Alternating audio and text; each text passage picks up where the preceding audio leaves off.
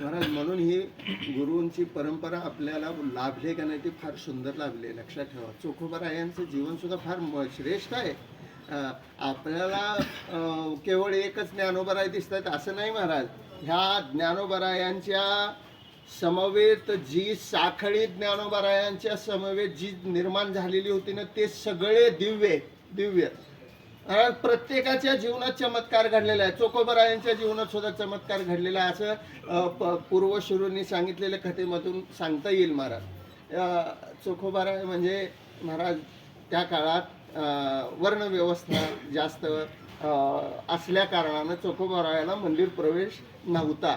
मंदिरात प्रवेश मिळत नव्हता महाराज. पुढं एक काही वर्षानंतर साने गुरुजींनी एक फार मोठं आंदोलन केलं ह्या ठिकाणी. लक्षात ठेवा, तोपर्यंत पांडुरंगाच्या मंदिरामध्ये उच्च वर्णीयाशिवाय गाभाऱ्यात जायला कोणाला परवानगी नव्हती असं सांगितलं जातं. मग बाकीचे जायचे मुखदर्शन करून. मग ते आता ओळखायचं कसं? ते भाग जाऊ दे, आता आपल्याला पुढं त्यात खोलात शिरायचं नाही. परंतु चोखोबाराय देवाच्या गाभाऱ्यात जाऊ शकत नव्हते. आणि एक दिवस दररोज म्हणजे नित्यक्रम ठरवला की मंदिराच्या बाहेर उभं राहायचं आणि भगवंताला आळवायचं. आठवणीनं, भगवंताच्या चिंतनानं, भगवंताच्या स्मरणानं व्याकुळ व्हायचे. देवाला एक दिवस राहवलं नाही. म्हटलं किती दिवस ह्याला बाहेर ठेवायचं? म्हटलं हा, भक्ती जर खरी असेल तर एक ना एक दिवस त्या भक्तीचा प्रभाव पाहून भगवंत स्वतः आपल्या दरवाज्यात येतो आणि आपल्याला आत घेऊन जातो त्या भक्तीच्या मंदिरात. लक्षात ठेवा, पण तेवढं भक्तीचा आपला प्रभाव असणं गरजेचं आहे.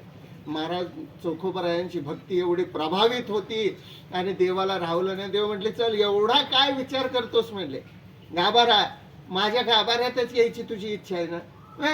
देवाच्या गाभाऱ्यात जाऊन दर्शन घेणं हे एक वारकऱ्याचं आपलं फार आत्मी म्हणजे मनापासूनची इच्छा असते की देवाच्या पायावर डोकं ठेवायचं. हे आपल्या सगळ्याचीच बरं का. आपलं समाधानच होत नाही त्याशिवाय. जोपर्यंत त्याच्या पायावर डोकं ठेवत नाही. तसं चोखोबारायालाही वाटायचं एवढे लाखो भक्त येतात, सगळे जर देवाच्या पायावर पडतात, देवाच्या पायावर डोकं ठेव, मलाच का मिळत नाही? देव म्हटले चल ठीक आहे, एक दिवस तुला माझ्या स्वतःच्या हाताने घेऊन जातो. रात्री एक दिवस घेऊन गेले आतमध्ये आणि म्हटले बघ माझ्या मूर्ती. देवाचीच लीला महाराज. देवाने आपल्या कमरेवर हात ठेवलेली ती मूर्ती पाहिली आणि महाराज चोखोबारायांना राहवलं नाही. चोखोबारायांनी पटकन दंडवत घातला आणि देवाच्या मूर्तीकडं ध्यानस्थ बघून म्हणजे ध्यानस्थ होऊन पाहत राहिले. एकाग्र चित्तानं देव आणि चोखोबाराय यांच्यामध्ये कोणता संवाद नाही, परंतु प्रेम त्या दोघांच्याही नजरेत दाटून आलेलं होतं. किती काळ गेला कळलंच नाही. देवाने स्वतःच्या गळ्यातली माळे एक त्यांच्या चोखोबारायच्या गळ्यात टाकली. चोरी चोखोबाराय तसेच चोखोबारायांना कळेच नाही काही.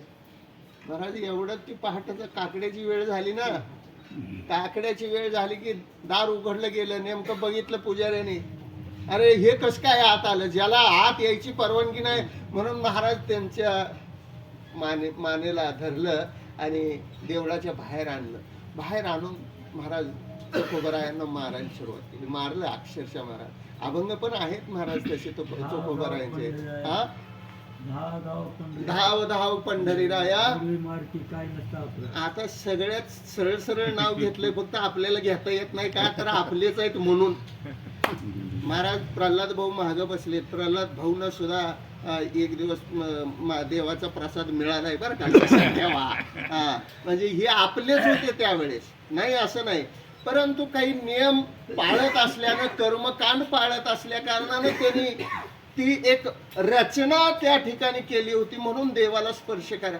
काय जाणते अजाणतेपणी सुद्धा देवाचा अपमान आपल्याकडनं घडू नये म्हणून ती रचना केलेली होती. बाकी काही यात मानुष्याचा द्वेष करण्याचा कोणताही भाव नव्हता महाराज. आपण महाराज सुचिरभूत नसतो. आपण साधनायुक्त भक्ती करत नाही.